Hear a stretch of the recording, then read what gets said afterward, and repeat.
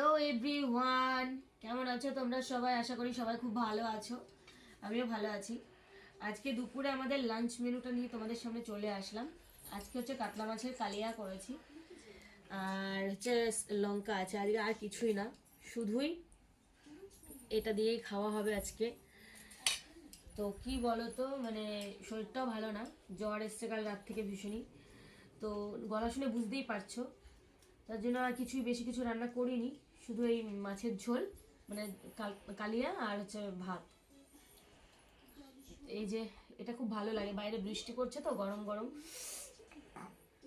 দেখো, খেয়ে দেখি কেমন হয়েছে।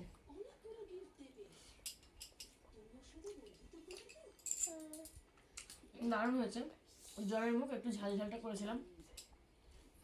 কার কার ভালো লাগে কাতলা মাছের কালিয়া খেতে কমেন্ট করে জানিও। দারুণ, মাছটা বেশ ফ্রেশ।